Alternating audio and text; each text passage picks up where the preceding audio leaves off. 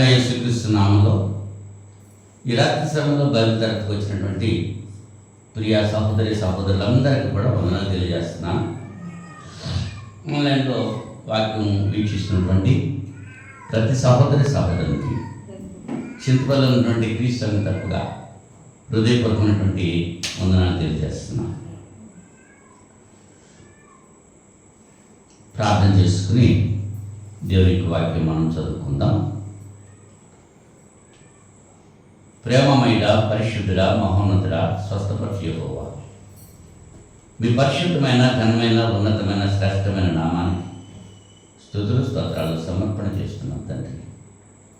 గతించిన శుక్రవారం నుంచి ఇంతవరకు పర్యంతం మమ్మల్ని అందరూ కూడా సజీవ లెక్కల నుంచి సురక్షితంగా కాచి కాపాడారు. మీకు స్తోత్రాలు. ఈ దినాన్ని ఎవరైతే చూడలేకపోయారో వారు విడిపోయినటువంటి కుటుంబ సభ్యులకు ఓదార్పు, ఆదరణ, మరి ముఖ్యంగా నిరీక్షణ దయచేయమని ప్రార్థన చేస్తున్నాను. ఇంత పర్యంతము మేము చేసిన ప్రతిరోజు పాపను క్షమించి పాప క్షమాపణ దయచేసి పరిశుద్ధులను మీ లేఖనాలు నాయన పరిశుద్ధులను హృదయంతో మేము గ్రహించడానికి మంచి అవకాశం మీరు మాకు కలుగ చేయమని ప్రార్థన చేస్తున్నాను. ఇంత పర్యంతము మీరు మాకు చేసిన ప్రతి మేలును బట్టి కృతజ్ఞతాస్తుతులు సమర్పణ చేస్తున్నాం. ఇంత పర్యంతము కీర్తన ద్వారా మిమ్మల్ని కనపరచట్లో మమ్మల్ని బలపరిచారు. ఇప్పుడు వచ్చిన ప్రతి బిడ్డను దీవించండి. ఇంకా రాలేకపోయిన బిడ్డను క్షమించి మీ చిత్తమైతే మరి తరుణం వారికి అనుగ్రహిస్తారని ప్రార్థన చేస్తున్నాను. ఆన్లైన్లో వాక్యం వీక్షిస్తున్నటువంటి ప్రతి సహోదరుని కొరకు ప్రత్యేకంగా ప్రార్థన చేస్తున్నాను. విని విడిచిపెట్టేటువంటి వారు కాకుండా వాక్యపు వెలుగులో వారి జీవితాలు సరి చేసుకుని మీ కుమారుడికి క్రీస్తు యొక్క సారూప్యం పొందటాలో ఇంకా ఏ విధంగా మేము కృషి చేయాలో, ఏ రీతిగా మా మనసులు మా జీవితాలు మార్చుకోవాలో అటు రీతిగా మేము మార్చుకునేటువంటి మంచి మనస్సు మా అందరికీ ప్రసాదించమని ప్రార్థన చేస్తున్నాను. ఈ సమయంలో వాక్య భాగంలోకి వస్తున్నాము.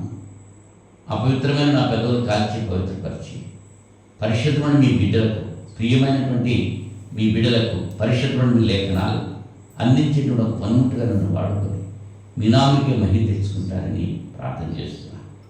అలాగే సమయంలో ప్రత్యేకంగా రోగగ్రస్తుల కొరకు ప్రార్థన చేస్తున్నాను. స్వస్థపరచమని మనం చేస్తున్నాను తండ్రి. మా వదిలి గారు పూడి జయమణి గారి కొరకు ప్రార్థన చేస్తున్నాను. ఆమె నాయన హాస్పిటల్లో ట్రీట్మెంట్ పొందుతూ ఉన్నారు. నాయన ఆమెకు కావలసిన స్వస్థత మీరు చేకూరుస్తారని ప్రార్థన చేస్తున్నాను. అక్కడ పరిచయం చేస్తున్నటువంటి మా అన్నగారు కృపవరం గారిని పెట్టి ప్రార్థన చేసుకుంటున్నాను. దంపతులిద్దరిని కూడా దీవించి ఆస్వాదించండి. వారి బిడ్డలను కూడా నాయన మీ దీవించి కృప చూపి నాయన మన జయమణి గారికి పరిచయ చెట్లో చేస్తున్నట్టు వైద్యం చేస్తున్న వైద్య సిబ్బంది అందరినీ ఆస్వాదించమని, బిడ్డ పట్ల మంచి మనసు కలిగి వాళ్ళు ప్రవర్తించడానికి సహాయం చేయమని ప్రార్థన చేస్తున్నాను.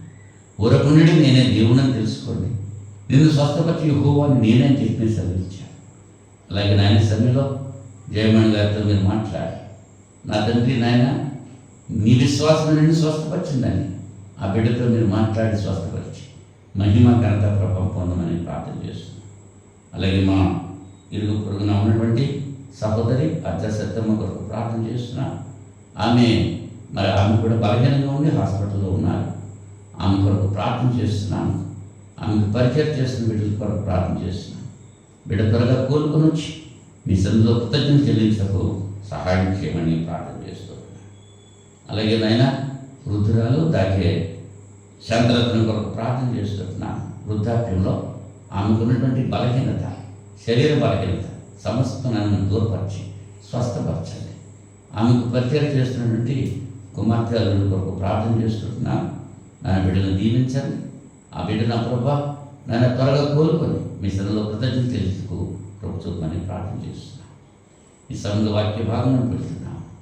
కొద్ది సమయం లేఖనాల ద్వారా మీరే మాతో మాట్లాడి మీ నామానికి మహిమ ఘనత ప్రభావం తెచ్చుకుంటారని యేసుక్రీస్తు వారి అతి పరిశుద్ధ మీ నామంలో ఈ ప్రార్థన అడిగి వేడుకుంటున్న పరలోకపు తండ్రి, ఆమేన్.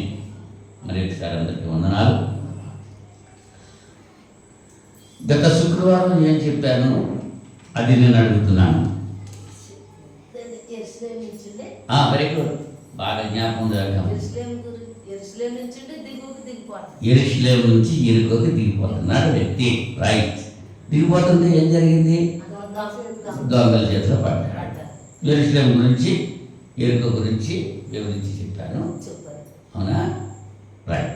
అయితే ఇది నాన్ని మరి యొక్క వాక్య భాగం యేసు ప్రభువు చెప్పింది లూకా సువార్త 9వ అధ్యాయము 62వ వచనం చదువుతున్నాను. యేసు నాగటి మీద చెయ్యి పెట్టి వెనుకదట్టు చూచేవాడెవడును దేవుని రాజ్యములకు పాత్రుడు కాడు అని వానితో చెప్పాడు. నాతో కలిసి చెప్పండి. యేసు నాగటి మీద చెయ్యి పెట్టి వెనుకదట్టు చూచేవాడెవడును దేవుని రాజ్యములకు పాత్రుడు కాడు అని వానితో చెప్పాడు. సందర్భం ఏంటంటే 57వ వచనంలో వారు మార్గం వెళుతుండగా ఒకడు వచ్చి నీవెక్కడికి వెళ్ళినా నీ వెంట వచ్చేస్తానని ఆయనతో చెప్పాడు. అందుకు యేసు నక్కలకు గురియలను ఆకాశ పక్షులకు నివాసము కలవు కానీ మనిషి కుమారునికి తలవాల్చుకుంటగలను స్థలము లేదని అతనితో చెప్పాడు. ఆయన మరేకంతో నా వెంట రమ్మని చెప్పారు. అతడు నేను వెళ్ళి మొదట నా తండ్రిని పాతిపెట్టి వచ్చేటప్పుడు సెలవిమ్మని మనవి చేశాడు. అందుకు ఆయన మృతులు తమ మృతులను పాతిపెట్టుకుని నీవు వెళ్ళి దేవుని రాజ్యం ప్రకటించమని వారితో చెప్పాడు. మరి ఒకడు ప్రభువా నీ వెంట వచ్చేదని కానీ నా ఇంటనున్న వారి వద్ద సెలవు తీసుకుని వచ్చేటప్పుడు మొదట నాకు సెలవిమ్మని అడుగుగా యేసు నాగటి మీద చెయ్యి పెట్టి వెనుకతట్టు చూచేవాడెవడను దేవుని రాజ్యం పాత్రుడు కాడని వానితో చెప్పాడు. ఇక్కడ ముగ్గురు మనుషులు కనపడుతున్నారు. మనకి ఒక వ్యక్తి ఏమో ఏమంటున్నాడు, నువ్వు ఎక్కడికి వెళ్తే అక్కడికి నేను వచ్చేస్తాను, నీ వెంట నేను తీసుకెళ్ళు, నేను వచ్చేస్తాను అని ఒకడు అంటున్నాడు. వాడితో ఏం చెప్తున్నాడు ఆయన? నక్కలకు గురిలో ఉన్నాయి, ఆకాశ పక్షులకు నివాసం ఉన్నాయి, కానీ మనిషి కుమారుడు తలవాల్చుకుంటాకే స్థలం లేదు, నాకే స్థలం లేదు, నువ్వు వచ్చి అక్కడ ఉంటావో నా దగ్గరికి వస్తే అని చెప్పాను అన్నాడు. ఆయన మరొకడు పిలుస్తున్నాడు. ఏమని? నా వెంట రమ్మని చెప్పి. వాడు వస్తానన్నవాడినేమో రాబోతాడన్నాడు. మెదలుడు ఊరుకులో ఉండేవో నా వెంట రాబోయే నువ్వు అని చెప్పి అంటున్నాడు. వాడంటాడు నేను వస్తాను, కానీ మొట్టమొదట నా తండ్రిని బాధపెట్టిన తర్వాత నేను వస్తాను అని మాట చేస్తున్నాడు. తండ్రి జబ్బు చేయలేదు, ఇంకా చనిపోలేదు, అది బాగానే ఉన్నాడు. ఆ తండ్రి ఎప్పుడైతే చనిపోతాడో ఆ చనిపోయిన తర్వాత అప్పుడు నిన్ను వెంబడిస్తానంటాడు. నా తండ్రి ఉండగా నిన్ను వెంబడించను అనే కదా అర్థం. అందుకు యేసుప్రభువు అన్నారు, మృతులు తమ మృతులను పాతి పెట్టుకుని నీ వెళ్ళి దేవుని రాజ్యం ప్రకటించు. మృతులు తమ మృతులను, ఇక్కడ మృతులు 2 సార్లు ఉపయోగపడు. మృతులు అంటే ఈ లోకంలో చనిపోయినటువంటి వారు, మృతులను అంటే చనిపోయిన వారు, ఆత్మవిషయంగా చనిపోయినటువంటి వారు ఈ లోకంలో మృతులు. భౌతికంగా చనిపోయినటువంటి వారిని పాతిపెట్టు. నువ్వు వెళ్ళి నువ్వేం చేయాలి? దేవుని రాజ్యంను ప్రకటించు. ఈ చచ్చిపోయిన వాళ్ళతోటి బతుకున్న వాళ్ళతోటి వద్దు. నీకు చచ్చిపోయిన కప్పెట్టేస్తారులే, నువ్వు వెళ్ళి కప్పెట్టక్కర్లేదు. నువ్వు వెళ్ళి ఏం చేయాలి? రాజ్య సువార్త ప్రకటించు. మూడవడు వచ్చాడు. ప్రభువా నీ వెంట వచ్చేస్తాను నేను, కానీ నా ఇంట ఉన్న వారి వద్ద సెలవు తీసుకుని వచ్చినందుకు మొదట నాకు సెలవు ఉన్నా. నా ఇంటి వారిని అడుగుతాను, వాడు పర్మిషన్ ఇస్తే అప్పుడు నీ దగ్గర పడతాను. ఇంటి వారు పర్మిషన్ ఇస్తే వస్తాడంట. ఇది రమ్మంటాడుగా డైరెక్ట్గా వెళ్ళిపోవచ్చు కదా, కూడా కుదరదు. ఇంటి వారు అనుమతి. అప్పుడు యేసుప్రభువు చెప్పారు, నాగటి మీద చెయ్యి పెట్టి వెనుకదట్టు చూచేవాడు ఎవడును దేవుని రాజ్యంలో పాత్రుడు కాడు. దేవుని రాజ్యానికి, నిత్య జీవానికి పాత్రుడు కాదు. ఎవడో నాగటి మీద చెయ్యి పెట్టి వెనకదట్టు చూస్తున్నాడు. ఈ విషయం గురించి మనం ఆలోచన చేస్తే, ఒక విశ్వాసి దేవునికి దూరం అయిపోవడానికి కారణాలు ఏంటి? నాగంగా చేయట్లేదు, వెనక్కి తగ్గిపోతున్నారు. లోతు భార్య వెనక్కి చూసింది, ఏమైంది? ఉప్పు సగం అయిపోయింది. తిమోతి 2వ పత్రిక 4వ అధ్యాయము 10వ వచనంలో, తిమోతి 2వ పత్రిక 4వ అధ్యాయం 10వ వచనంలో, దేమ ఇహలోకమును స్నేహించి నన్ను విడిచి దెస్సలోనికకు వెళ్ళెను. ఎవరండి దేమ? పౌలుతో ఉన్నటువంటి వాడే, పరిచర్య చేసిన వాడే, దేవునితో ఉన్నటువంటి వాడే, దేవుల్లో ఉన్నటువంటి వాడే. కానీ ఏం చేశాడు? ఈ ఇహలోకమును స్నేహించి నన్ను విడిచి దెస్సలోనికకు వెళ్ళెను. ఎందుకు వెళ్ళిపోయాడంట? ఇహలోకాన్ని స్నేహించాడు. ఇహలోకాన్ని స్నేహించాడు, ఇహలోకంతో స్నేహం చేశాడు. ఈ లోకంతో స్నేహం చేసి నాతో ఉండటం కంటే లోకంతో ఉండడం మంచి అనుకుని నన్ను విడిచి లోకంలో వెళ్ళిపోయాడు. పౌలుగా చెప్తున్నారు దేవ గురించి. ఏదైనా తోటలో ఆదాము అవ్వలు కూడా దేవునితో ఉండడం దానికంటే ఏది గొప్ప అనుకున్నారు? దేవుని కంటే గొప్పగా ఉండడం గొప్ప అనుకున్నారు. లోకాన్ని ఆశించారు అంటే దేవుని మాట ధిక్కరించేవాడు. హెబ్రీ పత్రిక 10వ అధ్యాయం, హెబ్రీ పత్రిక 10వ అధ్యాయం 38వ వచనంలో, నా ఎదుట నీతిమంతుడైన వాడు విశ్వాస మూలముగా జీవించును, కానీ అతడు వెనుక తీసిన ఎడల అతని యందు నా ఆత్మకు సంతోషం ఉండదు. అతడు వెనుక తీసిన ఎడల, ఆయన క్రీస్తులో ఉంటే విశ్వాసంగా జీవిస్తూ ఉంటాడు, కానీ వెనుక తీస్తే అతని యందు నా ఆత్మకు సంతోషము ఉండదు అన్నాడు. వెనుక తీస్తే, వెనుక తీయటం అంటే పేతురు 2వ పత్రికలో, పేతురు 2వ పత్రిక 2వ అధ్యాయము 20వ వచనంలో,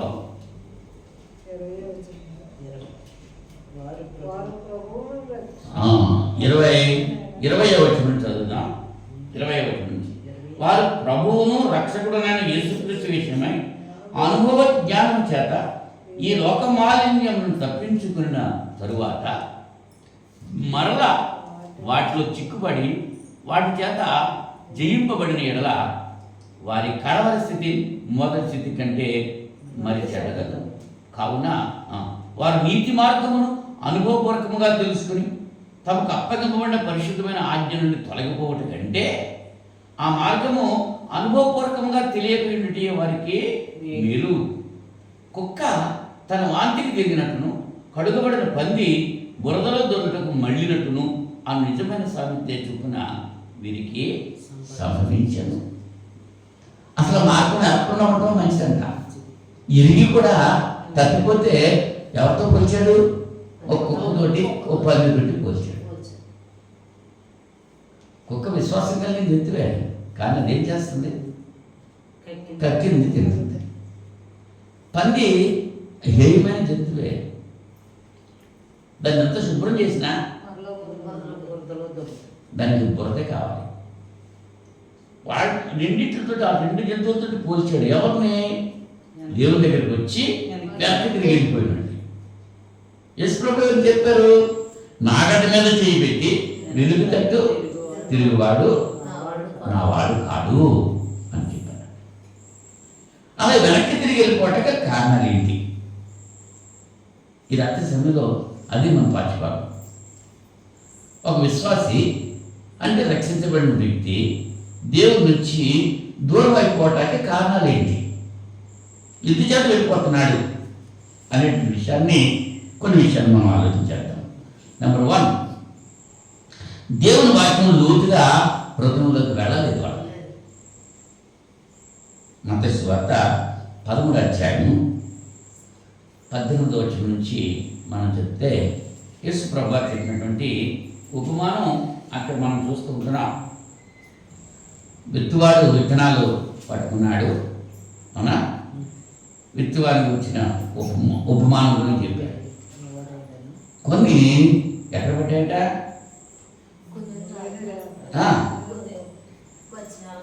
కొన్ని త్రోపరకం పడ్డాయి, కొన్ని రాతి నేలను పడ్డాయి, కొన్ని ముండ్ల పొదల్లో పడ్డాయి, కొన్ని మంచి నేలలో పడ్డాయి. ఇప్పుడు రాతి నేలలో పడ్డటువంటి విత్తనాలు ఏమైంది? లోపలికి వెళ్ళలేదు, వేరు లోపలికి వెళ్ళలేదు. దేవునికి వాక్యం లోపలికి వెళ్తే అది కీళ్లను మూర్ఖును విభజించి ఏం చేస్తుందన్నమాట. ఆ లోపల కంటే వెళితే పైన వెళితే రాదండి. ఇప్పుడు నీరు తవ్వడానికి లేదా బోర్బా వేయడానికి తవ్వుతూ ఉంటారు. పైన తవ్వేస్తే వచ్చేస్తాయి నీళ్ళు? రావు. కొంత లోతు ఉంది, ఆ లోతు కొంత తవ్వాలి, తవ్వితే అప్పుడు నీళ్ళు వస్తాయి. కొన్ని చోట్ల ఎంత లోతు తవ్వినా నీళ్ళు రావు, ఇంకా లోతుగా తవ్వుతూ ఉంటారు. అవునండి. అంచేత వాక్యం వింటారు కానీ వేరు లేదు, అది ఎండిపోయింది. వాక్యము హృదయంలో నాటబట్టలేదు, లోతుగా నాటబట్టలేదు, పైనే ఉంటుందంటే. పైన ఉంటే ఏమవుతుంది? వాక్యం అంత శ్రద్ధ లేదు వాళ్ళకి. దేవుడి నుంచి తొలగిపోవటానికి కారణాల్లో నెంబర్ 1 ఏంటి?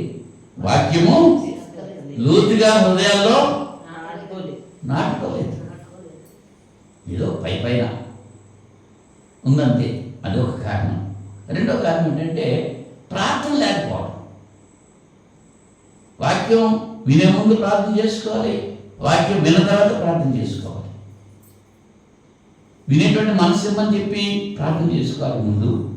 విన్న తర్వాత విన్నటువంటి వాక్యం సాధారణ ఎత్తుకుపోకుండా భద్రపరచమని ప్రార్థన చేసుకోవాలి. మత్తయి సువార్త 26వ అధ్యాయం 41వ వచనంలో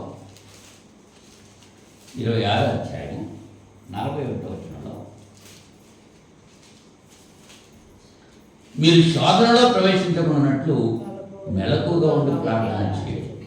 ఆత్మసిద్ధమే కానీ శరీరం బలహీనమని పేతురుతో చెప్పాడు. రూపాంతర కొండ సందర్భం ఇది. తమ్ముడిని ఒకచోట పెట్టాడు, ముగ్గురిని ఒకచోట పెట్టాడు. ఆయన ఒక్కడే రాత్రి దూరం వెళ్ళాడు. ప్రార్థన చేసి చీక ముందు వాళ్ళతో చెప్పాడు, మీరు మెలకుగా ఉండి ప్రార్థన చేయండి. ఒకసారి తిరిగి వచ్చాడు, నిద్రపోతున్నారు. వాళ్ళు ఏమంటున్నారు? మీరు శోధనలో ప్రవేశింపకున్నట్లు మెలకుగా ఉండి ప్రార్థన చేయకపోతే, ప్రార్థనలో మెలకు లేకపోతే శోధకుడు వస్తాడు, శోధిస్తాడు. అంచేత మీరు శోధనలో ప్రవేశించకూడదు. మెలకుగా ఉండి ప్రార్థన చేస్తే శోధకుడు రాడు. మెలకు లేకుండా ప్రార్థన చేస్తుంటే నిద్రపోతూ ఉంటే శోధకుడు వచ్చేస్తాడు. నిద్రపోతేనే దొంగతనం చేస్తాడా? మెలకుగా ఉండి దొంగతనం చేస్తాడా? ప్రయాణాల్లో చేస్తూ ఉంటాం, మనం విలువైన సామాన్లు పట్టుకుని వెళ్తూ ఉంటారు. వాళ్ళు ఏమాత్రం నిద్రపోయినా దొంగడు పట్టుకుపోతాడు. అటువంటి విలువైన సామాన్లు ఉన్నప్పుడు నిద్ర రాదు.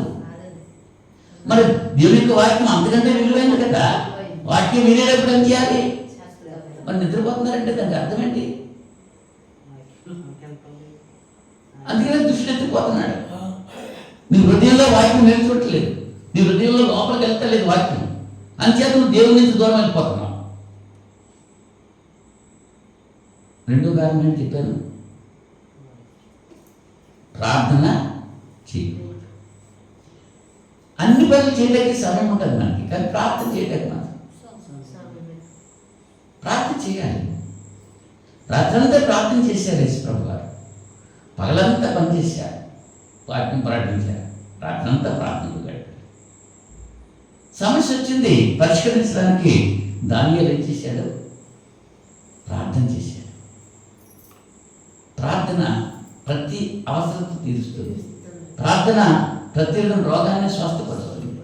ప్రార్థన ప్రతి సమస్యను పరిష్కరిస్తుంది. ప్రార్థన లేకపోతే మనకేం లేదు. దేవుళ్ళ నుంచి వెనక్కి తిరిగి వెళ్ళిపోవటం.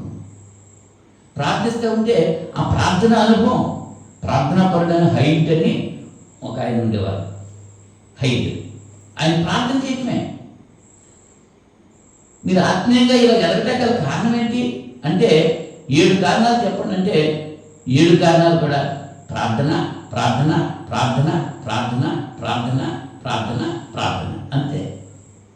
హైట్ గారు చెప్పినటువంటి మాట. మన భక్తిలో ఎదగాలి అంటే ప్రార్థన ఉండాలి. ప్రార్థన లేదు అంటే ఏమైపోతున్నాం? పైనుంచి కింద దిగదారిపోతున్నాం. మనుషుడు యెరూషలేం నుంచి ఎరుకకు దిగిపోయాడు. ప్రార్థన లేదు. యెరూషలేం నుంచి మోయాబు దేశం వెళ్ళిపోయింది. ఎవరో నయోమి. కారణం ఏంటి?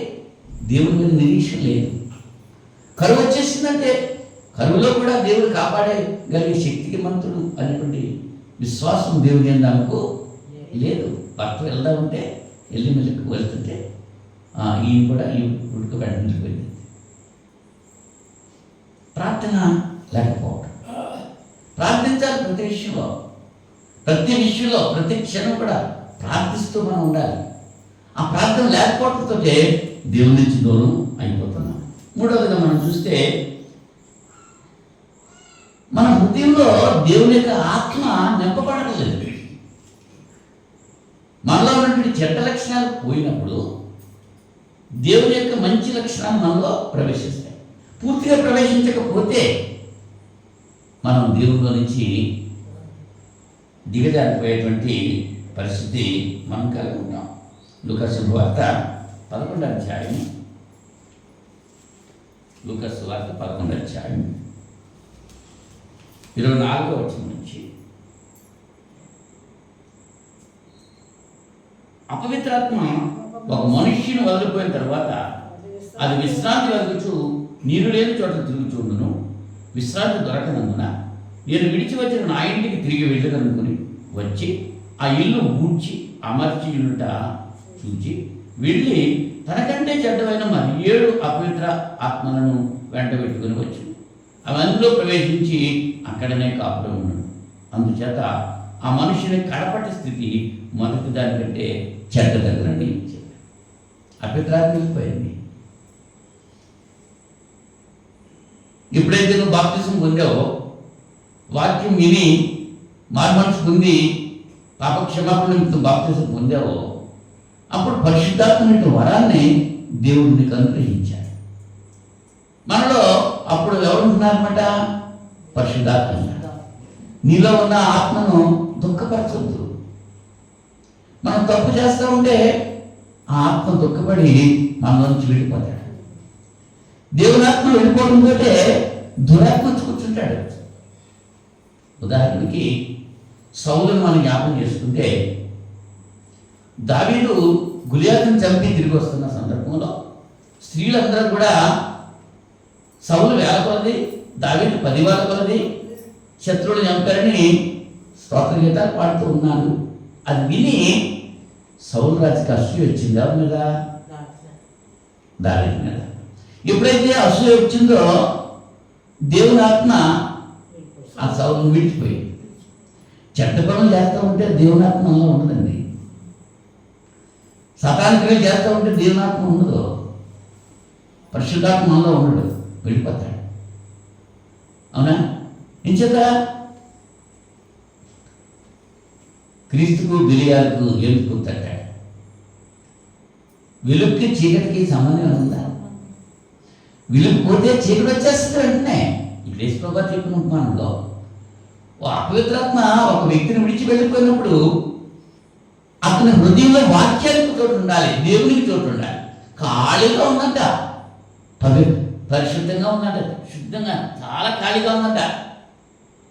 ఈ అపవిత్రాత్మ అతని నుంచి వెళ్ళిపోయి అక్కడక్కడ తిరిగి ఎక్కడ చూడలేక మళ్ళీ అసలు నేను వదిలిపెట్టి నీళ్ళు ఎలా ఉందో చూద్దాం ఒకసారి అని వచ్చిందంట. అది ఎలా ఉంటే ఖాళీగా ఉంది. బాబు నా ఇల్లు అంతా ఖాళీగానే ఉంది అయితేనే అంటే దేవునాత్మ లేదు. ఇంకా ఇప్పుడు దురాత్మ వెళ్ళిపోయినప్పుడు దేవునాత్మను అందించుకోవాలి. దురాత్మ వెళ్ళిపోయినప్పుడు దేవుని కార్యక్రమాలకు మనం చోటివ్వాలి. దేవుని యొక్క లక్షణాలు మనం కలిగి ఉండాలి. అలా లేకుండా ఖాళీగా ఉంది. ఇటు దెయ్యం లేదు, ఇటు దేవుడు లేడు, ఖాళీ శూన్య ప్రదేశం. అప్పుడు చూసి ఆ సతాన్ని ఏం చేసిందంట, అది మళ్ళీ బయటికి వెళ్ళిపోయి దానికంటే చెడ్డయ్యే, అదే చెడ్డలో దానికంటే చెడ్డయ్యే 7 తీసుకొచ్చినాడు. 7 అంటే లెక్కట్టేయడని కాదు అక్కడ. మరి శానా అనేటువంటి దెయ్యం పట్టిన యవనస్తుల్లో ఎన్ని దెయ్యాలు ఉన్నాయి? 2000 పైన ఉన్నాయి. ఒకటి కాదు, 2 కాదు. 7 అంటే సంపూర్తికి సాదృశ్యం. సంపూర్తి అయిపోయినాడు. 7 వారానికి 8 రోజులు, 8వ రోజు వస్తుందా? పూర్తి అయిపోయింది వారం. అక్కడికి సంపూర్తి. యేసు ప్రభు వారు శిలువ మీద ఎన్ని మాటలు మాట్లాడారు? 7 మాటలు మాట్లాడారు. సమాప్తమైందన్నారు అక్కడ. 7 సంపూర్తి. అంటే అంత సంపూర్తి అయినటువంటి దెయ్యాన్ని తీసుకొచ్చింది వెళ్ళిపోయినటువంటి దయ్యం. అప్పుడు ఆ మనుష్యుని యొక్క స్థితి ఎలా ఉంటుందంట?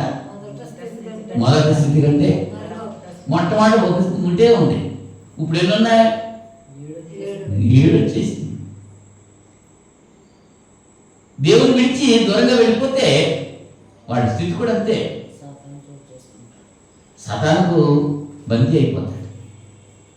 అంటే దేవుని విడిచి దూరంగా వెళ్ళిపోవడం గల కారణం ఏంటంటే, ఒకటి దేవుని వాక్యం లోతుగా హృదయంలో వెళ్ళలేకపోవటం, రెండోది ప్రార్థన చేయకపోవటం, మూడోది దేవుని యొక్క ఆత్మ చేత హృదయము నింపబడకపోవడం, ఖాళీగా ఉండడం. నాలుగోది మనం చూస్తే మన సహవాసము సరైన వారితో చేయట్లేదు. ఎవరితో సహవాసం చేయాలి? ఏ గూడు పిట్ట ఆ గుడిగా చేరాలి.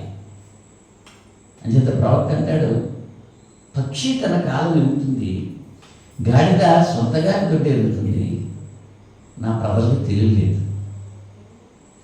బుద్ధి జ్ఞానము లేనటువంటి కంచరగాడిలాగా ఉన్నాడు నా సేవకుడు అన్నాడు. నాకు తెలుసు, గాడిద కూడా తెలుస్తుందంట సొంతగాడు ఎవడో, కానీ నా ప్రజలకు తెలియలేదు అన్నాడు ఆయన. అవునా? నీ సహవాసం ఎవరితో చేసుకుంటున్నావు? ఒక్కసారి కొరింథీ మొదటి పత్రిక 15వ అధ్యాయం. కొరింథీ మొదటి పత్రిక 15వ అధ్యాయము 33వ వచనంలో,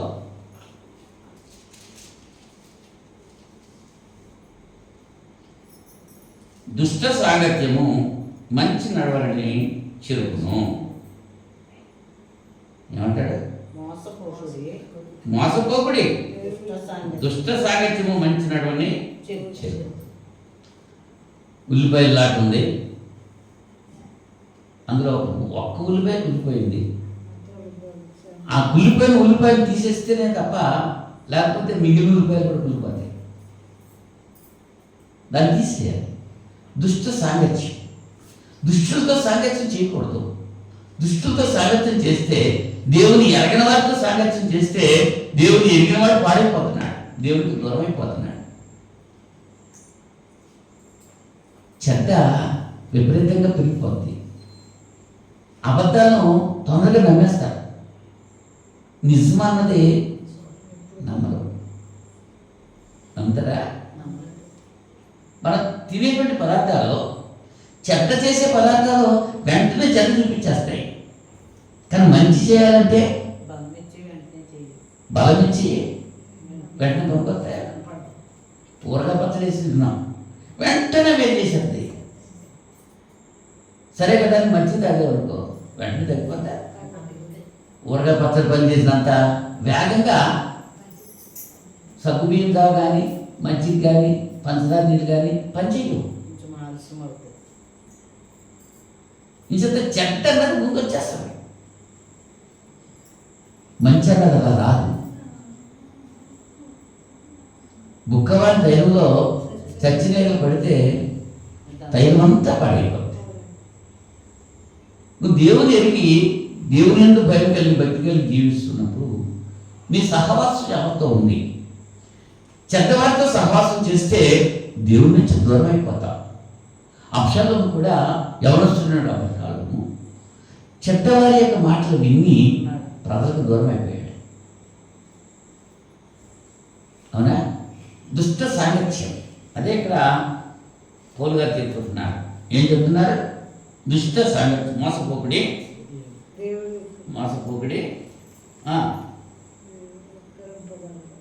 దేవుడు వెక్కిరింపబడడు. దేవుడు వెక్కిరింపబడ్డు. ఏం చేస్తాడు? దుష్ట సాంగత్యము, మంచి నడుము, నీతి ప్రవర్తన గలవారని మేలుకొని పాపం చేయకుడి. దేవుని గురించి జ్ఞానము కొందరికి లేదు. మీకు సిగ్గు కలిగితే ఇట్లా చెప్తున్నా. దేవుని గురించి జ్ఞానం లేని వాడు కొందరు ఉన్నారు. వాళ్ళతో నువ్వు దేవుని జ్ఞానం కలిగి నువ్వు స్నేహం పెట్టుకుంటే దేవుడి నుంచి దూరం వెళ్ళిపోతావు. వాడు సినిమాకి రమ్మంటాడు, భాషకు రమ్మంటాడు, వాడు ఇంకా విద్యార్థులకు రమ్మంటాడు. వాడితో నువ్వు వెళ్ళామంటే దేవునిలో ఉన్నటువంటి స్థితి పాడైపోతుంది. యెరూషలేము నుంచి ఎరుకోకు దిగిపోయినట్లుగా ఉన్నతమైన స్థలం నుంచి లోతైనటువంటి లోయలో పడిపోయేటట్టు నీ స్నేహితులు అలా చేస్తూ ఉంటారు. దుష్ట సాంగత్యము మంచి నడవడిని పాడు చేస్తుంది. సాంప్రదాయంలో కూడా మనం చూడొచ్చు ఈ మాట. కనుక మన స్నేహము సరైన వారితో చేయాలి. దేవుని యందు భయం కలిగిన, భక్తి కలిగిన వారితో సహవాసం చేయాలి. అల్లరితో కూడిన అలవాట్లతో కలిగినటువంటి వారితో నీ సహవాసం ఉంటుంది. అంతే పీతర్ గారు అపొస్తలుల కార్యాలు 2:38 చెప్తున్నాడు. మీరు దుష్టులైనటువంటి మూర్ఖుల బలిలో ఈ తరం వారికి వీరై రక్షణ. మూర్ఖులకు ఈ తరం అంటే మూర్ఖులే. వాటితో మీరు ప్రత్యేకంగా ఉండండి. ప్రత్యేకత లేకపోతే ఏమైపోతున్నారు? దేవుడి నుంచి దూరమైపోతున్నారు. ప్రత్యేకింపు ఉండాలి. మన ఆహార విషయాల్లో ప్రత్యేకత, మన మాటల విషయంలో ప్రత్యేకత, మన క్రియల విషయంలో ప్రత్యేకత. అంతా సెపరేట్గా ఉండాలి. సెపరేట్గా లేకపోతే మిళితం అయిపోతే అన్నీ ఏమైపోతుంది? మిళితం అవ్వకూడదు. దుష్ట సాంగత్యం అన్నీ కలిసిపోకూడదు.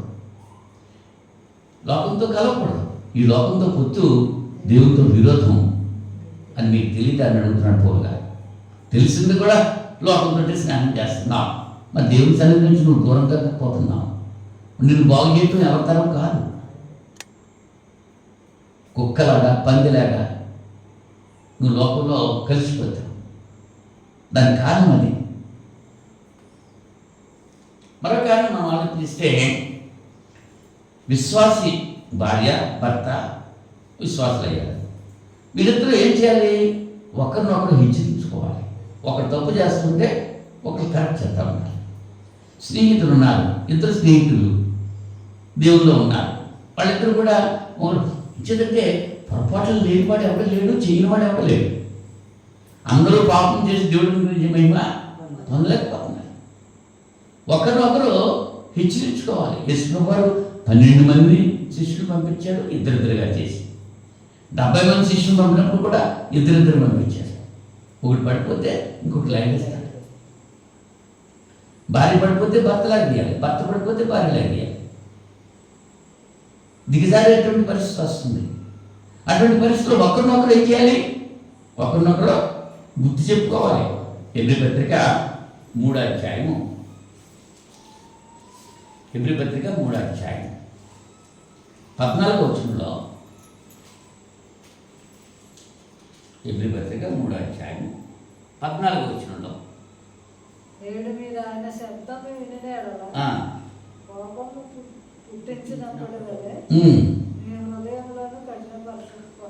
మీ హృదయములను ఇంకా తిరుగుతారు. పాపం వల్ల కలుగు భ్రమచేత మీలో ఎవడను కఠినపరచబడకున్నట్లు నేడు అనబడు సమయం ఉండగానే ప్రతి దినమును ఒకరికొకడు బుద్ధి చెప్పుకుని. ఏం చేయాలి? ఆ బుద్ధి చెప్పుకోపోవటం వల్లనే దేవుడి నుంచి దూరం వెళ్ళిపోతున్నారు. ఒకరికొకడు ఆలస్యంగా వస్తున్నారు అనుకో, ఇద్దరు స్నేహితులు ఒకళ్ళు ఆలస్యంగా వస్తున్నారు, చెప్పాలి, అమ్మో అయ్యో ఇప్పుడే కదా పని నుంచి వచ్చింది, సమర్థించుకోకూడదు. దేవుని పని ఏంటి? ముందు దేవుని పని చేయాలి, తర్వాత మన పని చేసుకోవాలి. దేవునికి ప్రథమ స్థానం ఇవ్వాలి, అన్నింటిలో ప్రథమ స్థానం ఇవ్వాలి.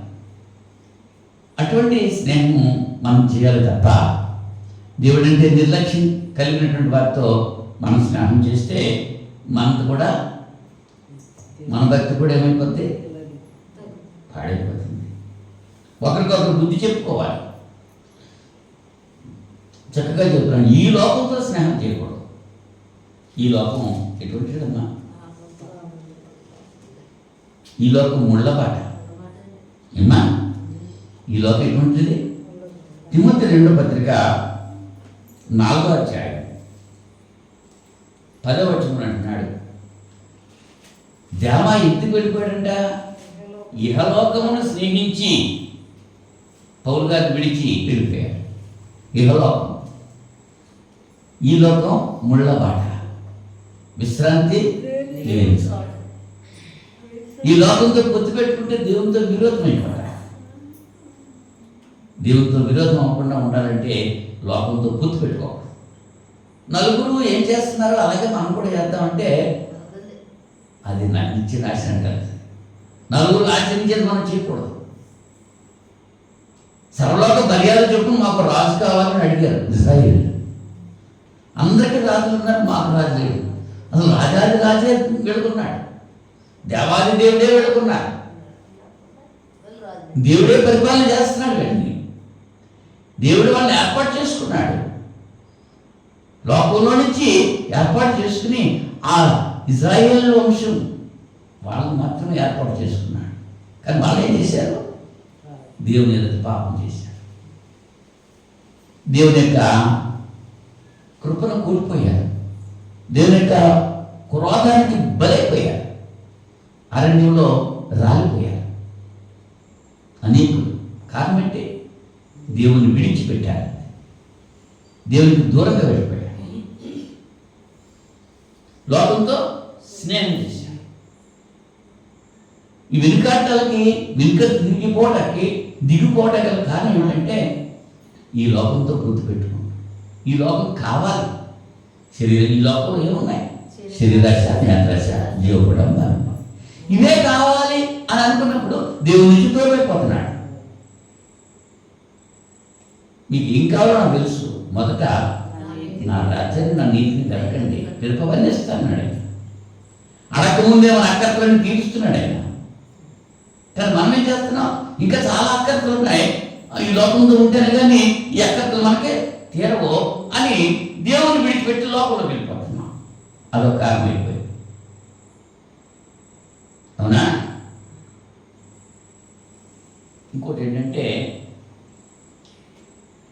నేను అనేటువంటి అహం ఉంటే దేవుల్లో ఉండలేడు, దేవుడి నుంచి దూరంగా పోతాడు. నేను అన్నది ఉండకూడదు, సర్వము దేవుడే అనాలి. నీ చిత్తమే సిద్ధించగా కనాలి తప్ప నేను కాబట్టి ఇది చేశాను, నేను కాబట్టి ఇది కొన్నాను, లేదా నేను కాబట్టి ఇలా ప్రవర్తించాను అని నేను అనేటువంటి అహంభావం మనలో ఉంటే దేవునికి దూరంగా వెళ్ళిపోతాం. మత్తయి సువార్త 26వ అధ్యాయం, మత్తయి సువార్త 26వ అధ్యాయం 33వ వచనంలో, అందుకు పేతురు, నీ విషయమై అందరూ అభ్యంతరపడినాను, నేను ఎప్పుడు అభ్యంతరపడ్డాని ఆయనతో చెప్పాడు. యేసుప్రభు అంటున్నారు, పైన చదివితే 31వ వచనంలో, యేసు వారిని చూచి, ఈ రాత్రి మీరందరూ నా విషయమే అభ్యంతరపడదగరు, ఎలాగనగా గొర్రెల కాపరిని కొట్టుదును, మందలోని గొర్రెలు చదువుకోవడం రాయబడి ఉన్నది కదా, నేను లేచిన తర్వాత మీకంటే ముందుగా గలిలేకు వెళ్ళదును అన్నాడు. ఆ సందర్భంలో పేతురు అంటున్నాడు, నీ విషయమై అందరూ అభ్యంతరపడినా నేను ఎప్పుడూ అభ్యంతరపడను, నేను అనేటువంటి మాటను అందరూ అభ్యంతరపడినా నేను మాత్రం అభ్యంతరపడను. నేను అనేటువంటి అహం ఎప్పుడైతే మనలో ఉందో దేవునికి దూరం అయ్యే పరిస్థితి. మన జీవితాలు నేను బాగా పాటలు పాడగలను, నేను బాగా వాక్యం చెప్పగలను, నేను బాగా ప్రార్థన చేయగలను, నేను బాగా కానుకలు ఇవ్వగలను, నేను బాగా దేవుని కొన్ని పని చేయగలను. నేను అనేటువంటిది ఎప్పుడు ఉందో మనలో దేవుడికి దూరంగా వెళ్ళిపోయామన్నమాట. అది చాలా చెడ్డది. నేను అన్నమాట, మీరు అనేది కూడా చెడ్డదే. మనము అనేటువంటి మాట మంచిది. మనము అనుకోవాలంటే తప్ప నేను మీరు అనేటువంటి మాటలో ఉపయోగించుకోవడం. నేను అంటే ఇంగ్లీష్లో ఒక అక్షరం ఉంది, ఐ అనేటువంటి అక్షరం. అది ఒక్కటే, దానికి వంగదో, దానికి మిల్కులు ఉండవు, నిటారుగానే ఉంటుంది. ఐ కరగదో, వంగదో, వేరగదో. అలాంటే దేవునికి దూరం అయిపోతున్నాం, దేవుని నుంచి లోకంలో కలిసిపోతున్నాం. పర్యవసానం ఏంటి? నిత్య నాశనానికి వెళ్తున్నాం. నిత్య జీవానికి వచ్చేటువంటి పరిస్థితి ఉండదు. అవునండి. మరొక విషయం ఏంటంటే, దేవుడిచ్చిన రక్షణ భయంతో వణకుతో కొనసాగించుకోవాలి. విశ్వాసం కర్త, దాన్ని కొనసాగించాను యేసు వైపు చూస్తూ ముందుకు సాగాలి. మన గురి యేసు మీదే ఉండాలి. యేసే నా పరిహారం అంటున్నాను, యేసే నా గురి అంటున్నాను. పౌలు గారు అంటాడు, నా గురి దగ్గరికే నేను చేరడానికి ప్రయత్నం చేస్తున్నాను. అందు విషయంలో నా వెనకటివన్నీ కూడా మర్చిపోయాను, వెనకటివన్నీ కూడా పెంటగా ఎంచుకున్నాను, ముందున్న వాటి వరకు నేను వేగిరి పడుతున్నాను. కానీ దేవుడి నుంచి దూరంగా వెళ్ళిపోవడానికి కారణం ఏంటంటే, ఆయన ఇచ్చిన రక్షణ నిర్లక్ష్యం చేయడం. ఏశావు యాకోబు అన్నదమ్ములే. ఏశావు పెద్దవాడు, జ్యేష్ఠుడు, జ్యేష్ఠత్వం దేవుడు అతను ఇచ్చాడు, కానీ దాన్ని నిలబెట్టుకోలేకపోయాడు. ఏమ్మా, ఏశావు ఏం చేశాడు? ఒక్క పూట కుట్టి కొరకు తన దేవుడిచ్చిన జ్యేష్ఠత్వాన్ని అమ్మేసుకున్నాడు. ఆ పూట తిన్నారు, తర్వాత ఉందా? ఆ ఒక్క పూట కుట్టి కొరకే ఆదివారం కూడా అగ్గిట్టేసి వీళ్ళు వాళ్ళు ఎంతమంది ఉన్నారు? భ్రష్టులు అయిపోతున్నారు, దేవుడికి దూరం అయిపోతున్నారు. దేవుడు ఇచ్చిన రక్షణ నిర్లక్ష్యం చేస్తారు. ఆఫ్టర్ అదేంటి? ఆదివారం అంటే నాకు ఏం కలిసి వస్తుంది?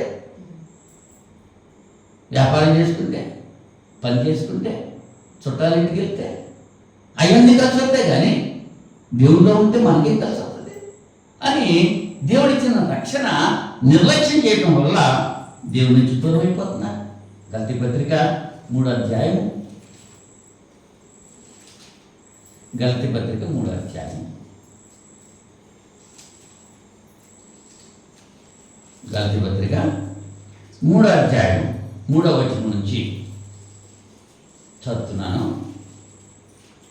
3వ అధ్యాయం. మొదట ఆత్మానుసారంగా ఆరంభించి ఇప్పుడు శరీరానుసారంగా పరిపూర్ణవుతురా? వ్యర్థముగానే ఇన్ని కష్టం అనుభవించుతురా? అది నిజంగా వ్యర్థమవుతున్నా? ఆత్మ మీకు అనుగ్రహించి మీరు అద్భుతములు చేయించేవాడు ధర్మశాస్త్ర సంబంధ క్రియల వలన లేక విశ్వాసంతో వినటం వలన చేయించున్నాడు. అబ్రాహాము దేవుడు నమ్మాను, అది అతను నీతిగా ఎంచబడింది. కాబట్టి విశ్వాస సంబంధులే అబ్రాహాము కుమారులను మీరు తెలుసుకోండి. దేవుడు విశ్వాస మూలంగా అన్యజనులను నీతిమంతులుగా తీర్చునని లేఖనం ముందుగా చూచి, నీ యందు అన్యజనులందరూ ఆశీర్వదింపబడునని అబ్రాహామునకు సువార్తను ముందుగా ప్రకటించెను. విశ్వాస సంబంధులే విశ్వాసం గల అబ్రాహాముతో కూడా ఆశీర్వదించబడుతుంది. మొట్టమొదటి సువార్తలు ఎవరండి? దేవుడే. ఎవరికి సువార్త ప్రకటించారు? అబ్రహాముకు సువార్త ప్రకటించాడు. అబ్రాహాముకి నీ యందు అన్యజనులందరూ. అబ్రాహాము ఇజ్రాయేలీడా అన్యుడా? అన్యుడు. అన్యుడైనటువంటి అబ్రాహాముతో దేవుడు మాట్లాడుతున్నాడు. నీ యందు అన్యజనులందరూ కూడా ఆశీర్వదించబడతారు. ఆ విశ్వాసాన్ని కాపాడుకున్నాడు, నిరీక్షణ కలిగి ఉన్నాడు అబ్రాహాము. దేవుడు దేనికి శిల్పియు నిర్మాణకుడై ఉన్నాడు. ఆ మహిమ గల పట్టణం వరకు ఎదురు తెలుస్తూ ఆయన గుడారాలను నివాసం చేశాడు. తన కొరకు ఇల్లు కట్టుకోలేదు. ఎంత ఆస్తిపరుడు, ఎంత ధనవంతుడు, ఎంత కీర్తి ప్రతిష్టలు కలిగిన వాడు. ఒక ఇల్లు అంతా కట్టుకున్నాడు ఆయన? కట్టుకోలేదు. మరి మనం ఏం చేస్తున్నాం? ఇంటి మీద ఇల్లు కట్టుకుంటే చూస్తాను తప్ప దేవుల్లో ఎదగడానికి చూడండి. విశ్వాసం కరెక్ట్ దాన్ని కొనసాగించు. యేసు వైపు చూడాలి మనం. నువ్వు నిజంగా క్రీస్తు కూడా లేపబడితే పైన వాటినే వెతకాలి. భూ సంబంధాన్ని మనసు కలిగి ఉండకూడదు. కొలసి పత్రులు చెప్తున్నాడు పౌలు గారు. భూ సంబంధాన్ని మనసు కలిగి ఉంటే దేవుడి నుంచి దూరం అయిపోయేటువంటి పరిస్థితి మనం కలిగి ఉంటున్నాం. ఆయన వైపు చూడాలి. ఎవరి వైపు చూడాలి? విశ్వాసం కర్త, దాన్ని కొనసాగించేవాడైనా క్రీస్తు వైపు చూడాలి. మన గురి క్రీస్తు వైపుకి వెళ్ళాలి అనేటువంటి ఆలోచన కలిగి ఉండాలి. అవునండి. అక్కడిగా మనం చూస్తే ఒక విశ్వాసి దేవుడి నుంచి దూరం అయిపోవడానికి కారణాల్లో మొట్టమొదట ఉన్నటువంటి ప్రేమ కోల్పోవటం. వివాహమైన కొత్తలో భార్య మైసూర్ పాకు కావాలన్నా, మైసూర్ బజ్జీ కావాలన్నా, మైసూర్ వెళ్ళి బజ్జీ పట్టుకొచ్చి ఇచ్చాడంట భార్యకి. ఎంత ప్రేమ! అవునా? ఉండే పిల్లలు ఏమైపోయింది ప్రేమ? ఓ పిల్లాడు పుట్టాడు, ఓ పిల్ల పుట్టింది, ఇంక తర్వాత ప్రేమ లేదు. అంచేత భార్యాభర్తల ప్రేమ ఎలా గతించిపోతుంది? నీడ వరే గతించిపోతుంది. తల్లిదండ్రుల ప్రేమ కల్లా కరిగిపోతుంది. కన్న బిడ్డల ప్రేమ కరిగిపోతుంది. ఈ లోకంలో ప్రేమలన్నీ కరిగిపోతాయి. కలగకుండా ఉండే ప్రేమ ఉంటే అగాపే ప్రేమ, దేవుని ప్రేమ. కలవలేదు. అవునా? ఆ ప్రేమ మనకు కలిగి ఉండాలి. ప్రకటన గ్రంథం 2వ అధ్యాయం. ప్రకటన గ్రంథం 2వ అధ్యాయం.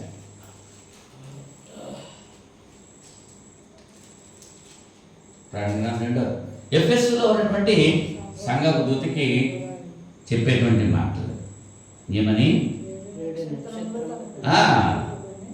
4వ వచనంలో అంటున్నాడు, అయినను మొదట నీకుండిన ప్రేమను నీవు వదిలితివేని నేను నీ మీద తప్పు ఒకటి, నీవు ఏ స్థితిలో నుండి పడుతువో అది జ్ఞాపకం చేసుకుని మారుమనసు పొంది ఆ మొదటి క్రియలు చేయి. అట్లా చేసి నీ మారుమనసు పొందితేనే కానీ లేని ఎడల నేను నీ యొక్కకు వచ్చి నీ దీపస్తంభాన్ని దాని చోట నుండి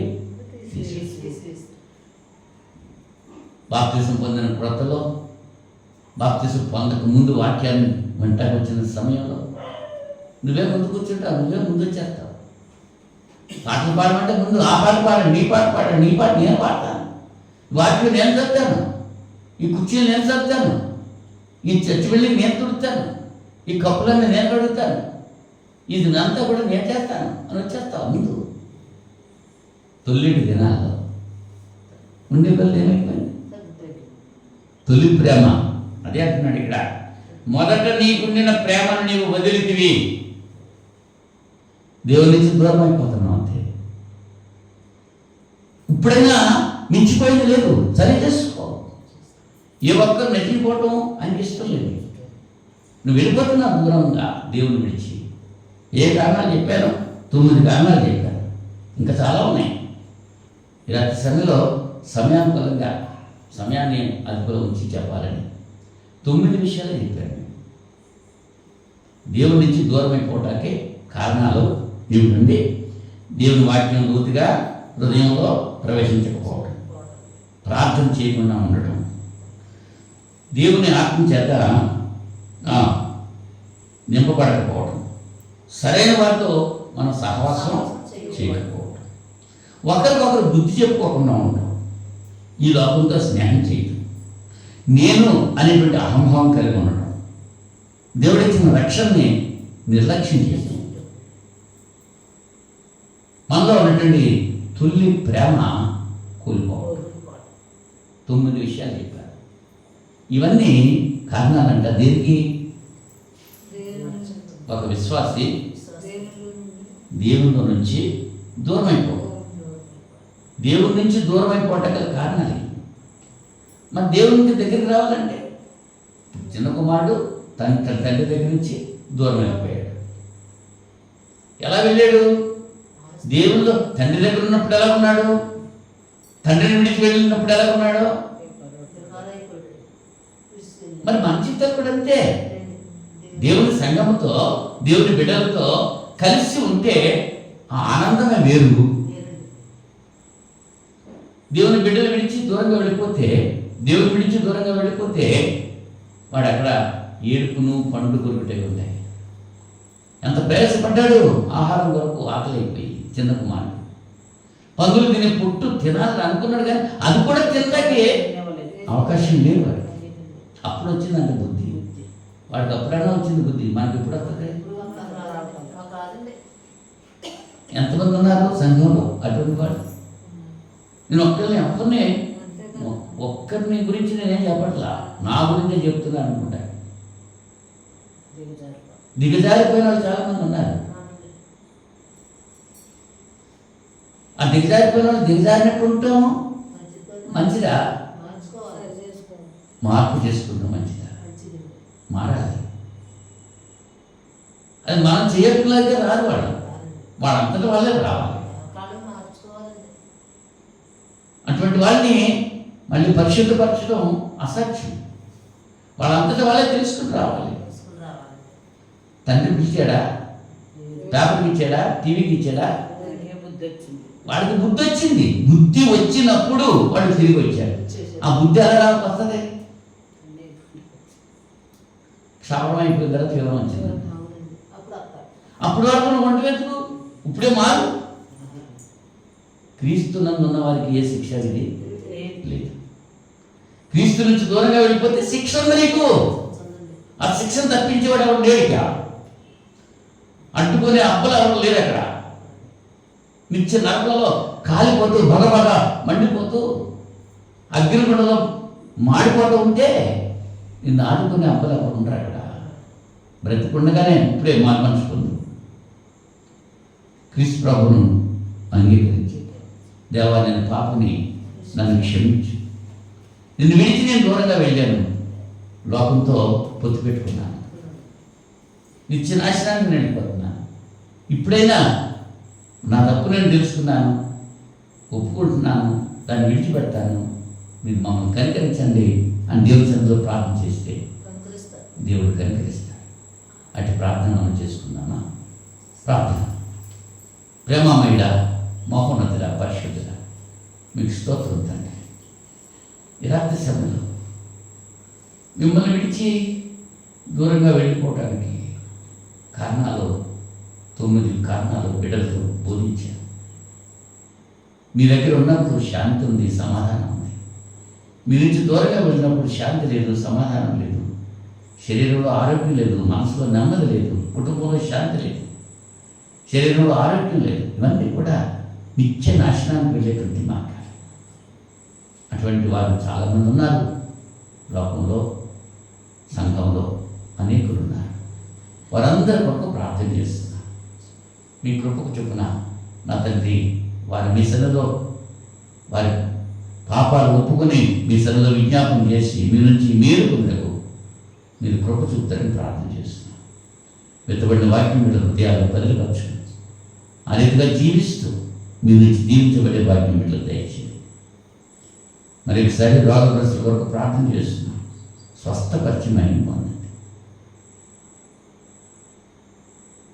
నేను జ్ఞానాన్ని కదా నువ్వు అనుకోవద్దు. యెహోవాకు భయభక్తులు కలిగి చెడుతనం విడిచిపెట్టము, అప్పుడు నీ దేహమునకు ఆరోగ్యము, నీ ఎముకలకు సత్తువ కలుగుతుందని చెప్పి మహాజ్ఞాని సొలొమోను గారి చేత మీరు వ్రాయించినటువంటి మాట సభలో జ్ఞాపకం చేసుకుంటున్నాం. జ్ఞానహీనులుగా మేము ఉన్నాం. మీ జ్ఞానంతో మమ్మల్ని నింపచేయండి. నేను వెలిగింపబడి దీపం అనేక దీపాలు వెలిగించాలి. మా దీపాలే ఆరిపోయినటువంటి స్థితిలో ఉన్నాయి. వెలిగించమని ప్రార్థన చేస్తున్నాను. ఒకరినొకరు హెచ్చరించుకునేటువంటి మంచి మనస్సు మా అందరికీ ప్రసాదించండి. మీరు ఇచ్చిన రక్షణ భయంతో వణంతో కొనసాగించుకునేటువంటి మంచి మనసు మేమంతా కలిగి ఉంటానికి సహాయం చేయండి.